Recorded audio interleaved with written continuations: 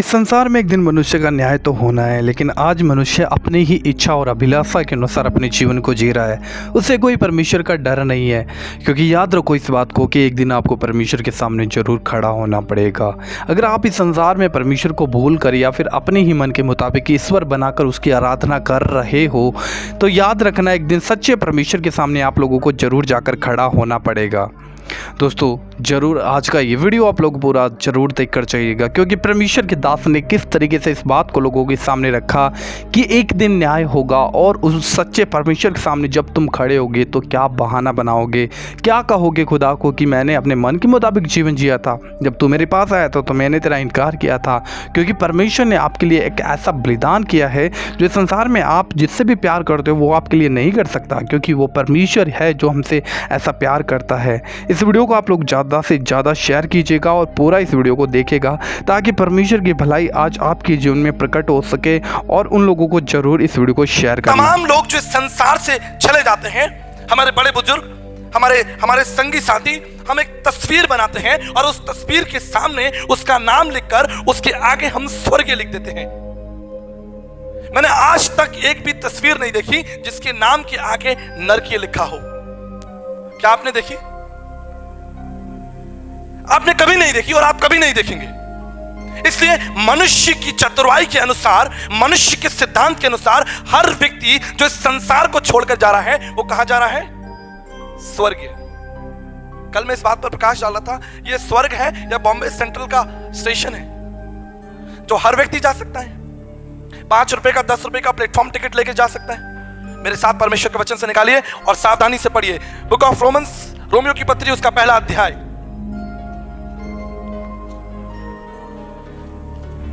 हम कहां होंगे जब हम इस संसार को छोड़ेंगे? हम कहां होंगे? Book of Romans chapter 1 verse 28। परमेश्वर का वचन कहता है, जब उन्होंने परमेश्वर को पहचानना ना चाहा तो परमेश्वर ने उन्हें उनके निकम्मे मन पर छोड़ दिया। कल मैं आपको बता रहा था कि परमेश्वर ने मनुष्य को एक उपहार दिया है, एक उपहार। और उपहार की संस्कृति या उपहार की स्थापना परमेश्वर के द्वारा हुई है कि उपहार देकर परमेश्वर ने मनुष्य को आशीषित किया। और सबसे पहला उपहार परमेश्वर ने मनुष्य को दिया वो थी स्वतंत्रता।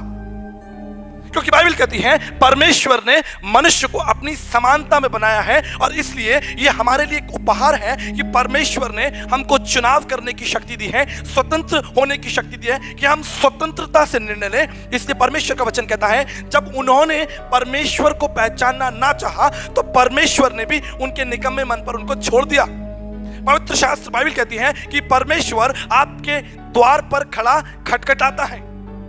यह एक स्वतंत्रता है। वो परमेश्वर चाहे तो आपके द्वार को तोड़कर आपके जीवन में प्रवेश कर सकता है और आप उसको रोक नहीं सकते। और वो परमेश्वर जो चाहे आपसे करवा सकता है और आपको करना पड़ेगा। बड़ी आसानी से लोग कहते हैं कि परमेश्वर के बिना पत्ता भी नहीं हिलता। सुना है आपने? ये एक सामाजिक स्टेटमेंट है कि परमेश्वर के बिना, परमेश्वर की इच्छा के बिना पत्ता भी नहीं हिलता। आइए हम देखें कि क्या परमेश्वर की इच्छा के बिना पत्ता हिलता है या नहीं हिलता है। जब उन्होंने परमेश्वर को पहचानना ना चाहा तो परमेश्वर ने भी उनके निकम्मे मन पर छोड़ दिया कि वो अनुचित कार्य करें। इसलिए वे सब प्रकार के अधर्म, दुष्टता, लोभ, बैरभाव से भर गए, ढा, हत्या, झगड़े, छल, ईर्ष्या से भरपूर, चुगलखोर, बदनाम करने वाले, परमेश्वर से घृणा करने वाले, दूसरों का अनादर करने वाले, अभिमानी, डींगमार, बुरी बुरी बातों के बनाने वाले, माता पिता की आज्ञा ना मानने वाले, निर्बुद्धि, विश्वासघाती, माया रहित और निर्दयी हो गए। हम कह रहे हैं कि परमेश्वर की इच्छा के बिना पत्ता नहीं हिलता। आज का न्यूज़पेपर उठाकर देखिए कि उस न्यूज़पेपर पे परमेश्वर की इच्छा है। इतने घोटाले, इतने बलात्कार, इतनी लड़ाइयां, इतने झगड़े, इतनी बेईमानी, बड़े बड़े अधिकारी जो बड़े बड़े पदों पर बैठे हैं ताकि वो आपकी सेवा करें, देश की सेवा करें। कल मैं बता रहा था, मैंने अपनी आंख से एक पुलिस वाले को ब्राइब लेते हुए देखा। और मैं ये नहीं कहता कि सिर्फ मैंने देखा, आप में से बहुत सारे लोगों ने देखा होगा। दूध में पानी मिलाते हुए देखा आपने, राशन में सोना चांदी, आप पैसा देते हैं 23 कैरेट का, 24 कैरेट का, घर आकर आप देखते हैं, पता करते हैं वो 20 कैरेट निकला। नकली चीजें, यहां तक कि नकली दवाइयां। हम कह रहे हैं कि परमेश्वर की इच्छा के बिना पत्ता भी नहीं हिलता। या हम नकली दवाइयां बना रहे हैं, या हम ब्राइब ले रहे हैं, या हम झूठ बोल रहे हैं, मक्खारी कर रहे हैं, जगह जगह बलात्कार हो रहे हैं, डाके डाले जा रहे हैं, लड़ाई और झगड़ा, अत्याचार, यहाँ लिखा है कि झगड़े, छल, ईर्ष्या हो रहा है, और हम कह रहे हैं कि परमेश्वर की इच्छा पूरी हो रही है, परमेश्वर कार्य कर रहा है। ये हमारी चतुराई है कि हम सही काम को भी, गलत काम को भी परमेश्वर की इच्छा के ऊपर डाल देते हैं। परमेश्वर कर रहा है, आपके साथ गलत हो गया, परमेश्वर ने किया, ये परमेश्वर की इच्छा थी। मेरे प्रियो, बाइबल कहती है परमेश्वर ने मनुष्य को स्वतंत्रता दी है, और ये परमेश्वर की स्वतंत्रता नहीं, ये आपकी और मेरी स्वतंत्रता है, जिसका इस्तेमाल हम भरपूरी से कर रहे हैं। और पवित्र शास्त्र बाइबल कहती है कि एक दिन परमेश्वर इस स्वतंत्रता का आपसे हिसाब लेगा। आप प्रत्येक सुबह शीशे के सामने खड़े होकर अपनी शक्ल देखते हैं, आप कैसे दिख रहे हैं, लेकिन एक दिन आपको परमेश्वर के सामने खड़ा होना पड़ेगा। तब आप कहां बचेंगे, कहां जाएंगे?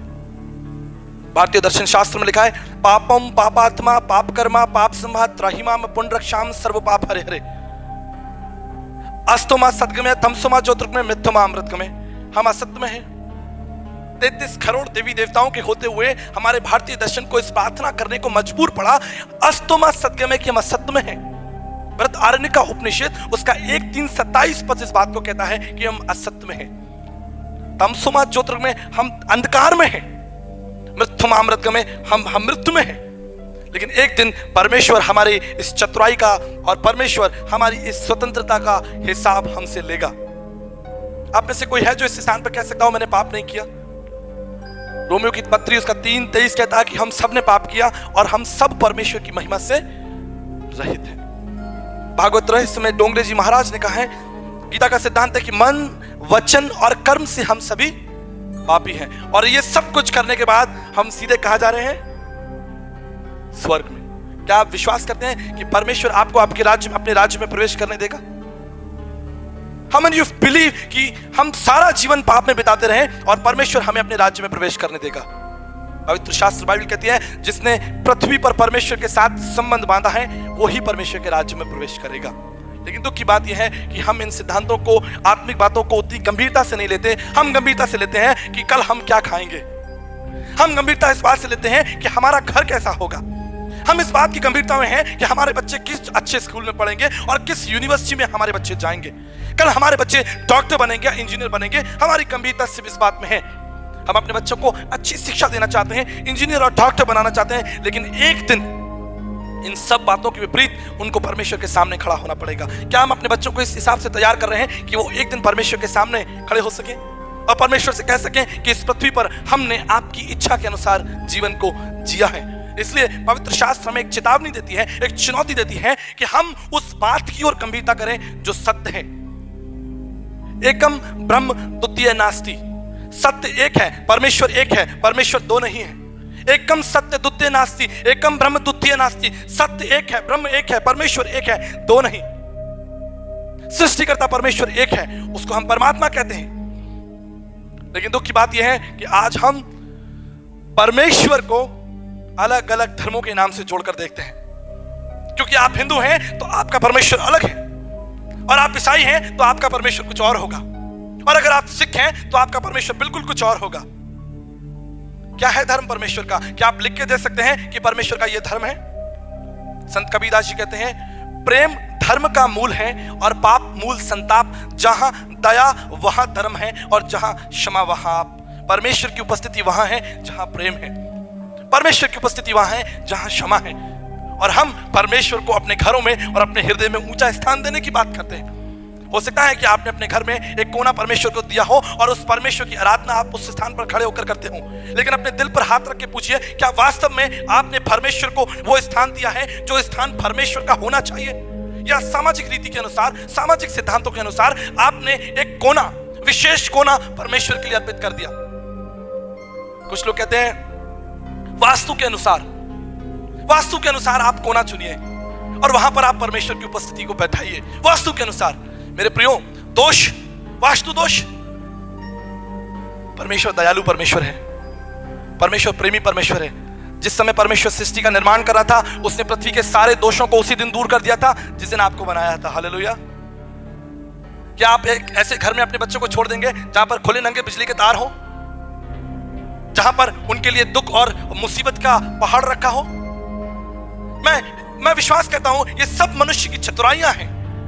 परमेश्वर ने बड़े प्रेम से इस पृथ्वी को बनाया। एक बार आप पृथ्वी पर मनन करिए, इतना विशाल इस पृथ्वी को परमेश्वर ने बनाया। किसी चीज की कमी है?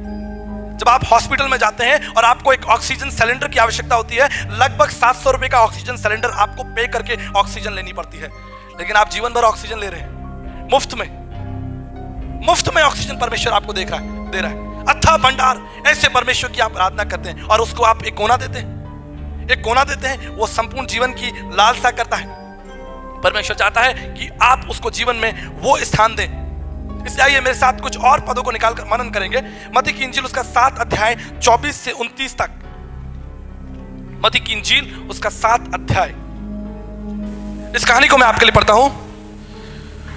इसलिए प्रभु यीशु मसीह ने कहा, जो कोई मेरी ये बातें सुनकर उन्हें मानता है वह उस बुद्धिमान मनुष्य के समान ठहरेगा जिसने अपना घर चट्टान पर बनाया है। और मैं बरसा, बाढ़ें आई, आंधियां चली और उस घर से टकराई, फिर भी वो नहीं गिरा, क्योंकि उसकी नींव चट्टान पर डाली गई। परंतु ये मेरे और आपके लिए है, परंतु जो कोई मेरी ये बातें सुनता है पर उन पर चलता नहीं, वो उस निर्बुद्धि मनुष्य के समान है जिसने अपना घर बालू पर बनाया। मैं आई, बाढ़ें आई, आंधियां चली, उस घर से टकराई और वो गिरकर सत्यानाश हो गया। जब यीशु ये बातें कह चुका तो ऐसा हुआ कि एक भीड़ उसके उपदेश से चकित हुई, क्योंकि वह उनके शास्त्रियों के समान नहीं परंतु अधिकारियों के समान उपदेश देता था। प्रभु यीशु मसीह शास्त्री और फरीसियों के समान नहीं, लेकिन एक अधिकारी के समान उपदेश देता था। और इसलिए आज भी जब प्रभु यीशु मसीह का उपदेश हम अपने जीवन में ग्रहण करते हैं, एक बड़ा परिवर्तन हमारे जीवन में आता है, एक भारी परिवर्तन। लेकिन बहुत से लोग इस बात को आज समझने को तैयार नहीं है, क्योंकि वो सोचते हैं कि अगर वो बीमार हैं तो एक दवाई को घर में ले आएंगे, आप चंगे हो जाएंगे। क्या आप दवाई को घर में लाने से चंगे हो जाएंगे? अगर आप उसे ग्रहण नहीं करेंगे, आपको वो दवाई खानी पड़ेगी। जब तक आप वो दवाई खाएंगे नहीं, वो आपके जीवन में कार्य नहीं करेगी। इसलिए 200 रुपए की इस काली सफेद पुस्तक को आप ध्यान से पढ़कर देखिए। Only in 200 rupees. आप हजारों रुपया खर्च करते हैं अपने कॉस्मेटिक्स के ऊपर, आप हजारों रुपया खर्च करते हैं अपने बिल्स के ऊपर, लेकिन थोड़ा सा समय और थोड़ा सा पैसा, ओनली 200 रुपीज आप इस बाइबल के लिए खर्च करके देखिए और इसको पढ़िए। ये वचन आपका जीवन बदल देगा। प्रत्येक रात को जब मैं टीवी खोलकर देखता हूं, लगभग रात को 11 बजे के बाद न्यूज चैनल्स पर एकदम से एक प्रचार सामने आता है, ये ताबीज आपके जीवन को बदल देगा। चैनल बदलकर मैं दूसरे चैनल पे जाता हूं, ये कलश निश्चित आपके जीवन की सब समस्याओं को दूर कर देगा, ये धागा निश्चित आपको परमेश्वर तक पहुंचा देगा, ये यंत्र आपके जीवन के, परिवार के जीवन के सारे बंधनों को तोड़ देगा। दावे, चुनौतियां, अधिकार के साथ आप केवल 2500 रुपए खर्च कीजिए, आपका जीवन बदल जाएगा। केवल 2500 रुपए में आपका जीवन बदलने को तैयार है। मेरे प्रियो, एक बार इस 200 रुपए की किताब को पढ़कर देख लेना, आपका जीवन निश्चित बदल जाएगा। पर ये वही जानेगा जिसने इसको पढ़ा है। आज से 2000 साल पहले प्रभु यीशु मसीह संसार में आया, यहूदियों के हाथ मारा गया, क्रूस पर चढ़ा दिया गया। बस हिंदुस्तान सिर्फ इतना ही जानता है। जब मैं कॉलेज में था, स्कूल में था, लोग मुझसे कहते थे, आप प्रभु यीशु मसीह को मानते हैं, आपको कोई और ईश्वर नहीं मिला? इतना दुबला पतला सा क्रूस पर लोगों ने मार के चढ़ा दिया, कोई और ईश्वर देख लेते, शायद कोई बलवान। मुझे आज तक याद है, हमारे घर में एक मेड लड़की काम करती थी और हमारा एक कैलेंडर लगा हुआ था उसका प्रभु का, उसमें प्रभु ने एक भेड़ को उठाया हुआ था। तो वो छोटी लड़की दीप्ति से पूछती है, मेरी वाइफ से पूछती है, ये किसकी फोटो है? तो मेरी वाइफ ने कहा, ये प्रभु यीशु मसीह की फोटो है, ये जो कैलेंडर है। तो ये कौन है? दीप्ति ने कहा, ये हमारे परमेश्वर हैं, हम इनकी आराधना करते हैं। ये कैसे परमेश्वर है? इनके तो 2 ही हाथ हैं। ये कैसे परमेश्वर? इनके तो केवल 2 हाथ हैं, एक ही सर है। परंतु जिस परमेश्वर की हम आराधना करते हैं उसके 10 हाथ हैं और बहुत सारे सर भी हैं। प्रियो, आज 2000 साल हो गया, लोगों के घर टेक्नोलॉजी पहुंच चुकी है, फ्रूटी माजा पहुंच चुकी है, पेप्सी कोल्ड ड्रिंक पहुंच चुकी है, लेकिन अभी तक ये संदेश नहीं पहुंचा कि प्रभु यीशु मसीह उनसे प्रेम करता है और प्रभु यीशु मसीह उनके पापों के लिए क्रूस पर चढ़ाया गया। एक दिन परमेश्वर मुझसे और आपसे इस चीज का हिसाब लेगा। आइए एक वचन को पढ़ेंगे, लूका की इंजील उसका 15 अध्याय और 1 से 2 पद तक। लूका की इंजील, book of Luke chapter 15 verse 1 and 2। इस वचन के अनुसार, सब चुंगी लेने वाले और पापी उसके पास आया करते थे। ध्यान से सुनिएगा, सब चुंगी लेने वाले और पापी उसके पास आया करते थे ताकि उसकी सुने। तब फारसी और शास्त्री कुड़कुड़ाकर यह कहने लगे, यह तो पापियों से मिलता है और उनके साथ खाता भी है। शास्त्री और फरीसी कहने लगे यीशु मसीह के लिए कि ये कैसा गुरु है जो पापियों के साथ बैठता है और उनके साथ खाना भी खाता है। जबकि सामाजिक सिद्धांत के अनुसार पापियों से आपका कोई संबंध नहीं, पवित्र लोगों के साथ आपका संबंध होना चाहिए, अच्छे लोगों के साथ आपका संबंध होना चाहिए। लेकिन ये कैसा गुरु है जो पापियों के संग खाता, उनके संग घूमता है, हाथ डाले कंधे पर हाथ डालता होगा, शायद बातचीत करता हो, जकई के घर गया, जकई के घर प्रभु ने खाना खाया, पापियों के साथ, चुंगी लेने वालों के साथ।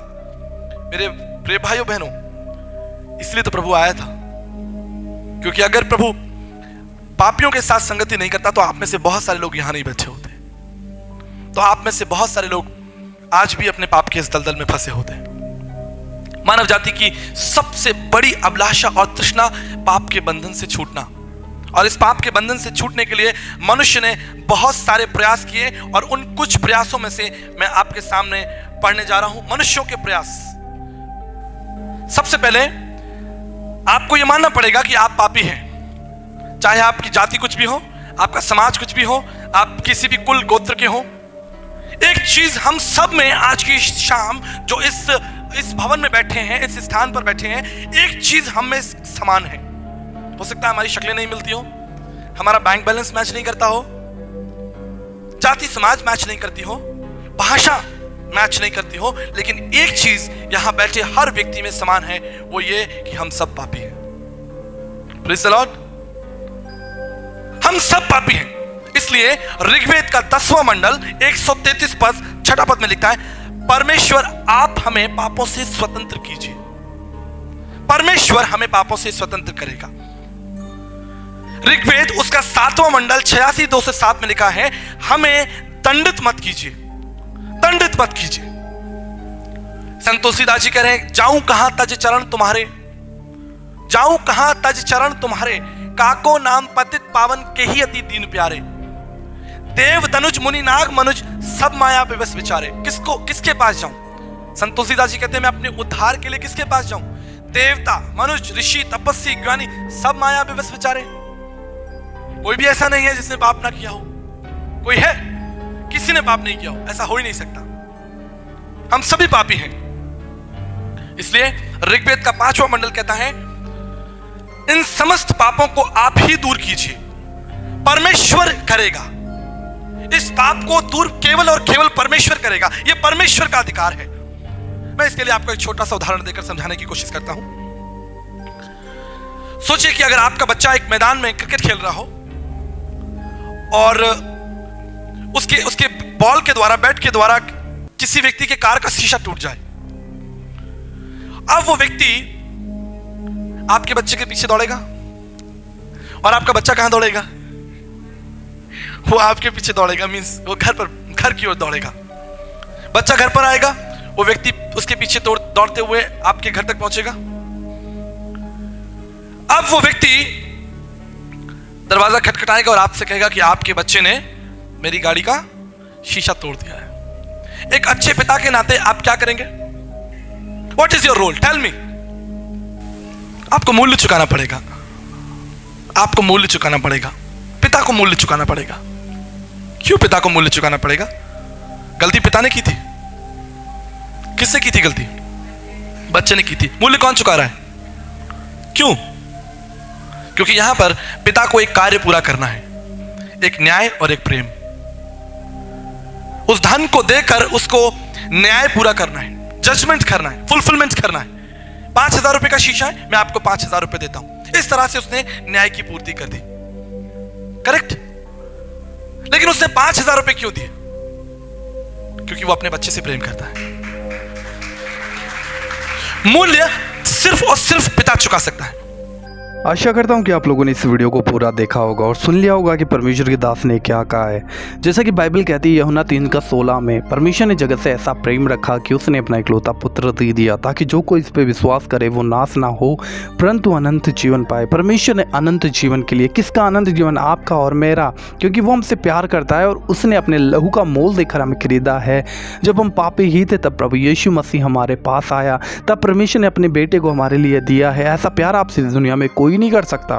लेकिन याद रखो, अगर आप परमेश्वर को जानते हो और अपने मन के मुताबिक जीवन जी रहे हो और कहीं ना कहीं आज सच्चे परमेश्वर से आप दूर हो, तो एक दिन आपको परमेश्वर के सामने जरूर खड़ा होना पड़ेगा। उस दिन क्या परमेश्वर को एक्सक्यूज दोगे? क्या कहोगे परमेश्वर कि मैं अपने मन के मुताबिक और अपनी इच्छाओं के अनुसार जीवन जी रहा था, मुझे तेरी कोई परवाह नहीं थी। दोस्तों, अगर आज आप अपने जीवन में परमेश्वर से दूर हो तो आज ही घुटनों पर आओ और परमेश्वर से पश्चाताप करो, क्योंकि बाइबल साफ कहती है जो कोई अपने अपराध को मान लेगा और छोड़ देगा, मैं उन पर दया करूंगा। परमेश्वर आप पे दया करना चाहता है। आज ये वचन सुन रहे हो, इसका मतलब ये नहीं है कि परमेश्वर आपसे दूर है। परमेश्वर आपके निकट है और वो चाहता है कि आप भी उसके निकट आ जाओ, क्योंकि वो आपसे प्यार करता है। वो खोना नहीं चाहता है आपको, क्योंकि प्रभु ने अपना प्राण देकर, अपना बलिदान देकर, अपना लहू बहाकर आपको और मुझे छुड़ाया है। और वो हमसे ऐसा प्यार करता है, जीवन के अंतिम श्वास तक वो चाहता है कि हम उसकी ओर फिर जाएं, क्योंकि वो नहीं चाहता कि हम लोग नाश हों। और इस वीडियो को उन लोगों के साथ शेयर जरूर कीजिएगा जो कहीं ना कहीं सच्चे परमेश्वर का विरोध करते हैं और मसीह लोगों से बैर करते हैं। उन लोगों को बताओ कि सच्चा परमेश्वर क्या है, क्यों है, किस लिए है, आखिर उसने हमारे लिए क्या किया है। क्योंकि परमेश्वर ने जगत से ऐसा प्रेम रखा, उसने अपना इकलौता पुत्र दे दिया ताकि जो कोई इस पर विश्वास करे वो नाश ना हो परंतु अनंत जीवन पाए। और हमारे चैनल को सब्सक्राइब कीजिएगा ऐसी ही और वीडियोज देखने के लिए। परमेश्वर के दासों के आशीषित वचन आप लोग सुन सकते हैं, इस चैनल को सब्सक्राइब कर सकते हैं। प्रभु आप सभी को बहुत आशीष दे। हम मिलते हैं किसी और वीडियो में। जय मसीह की। God bless you.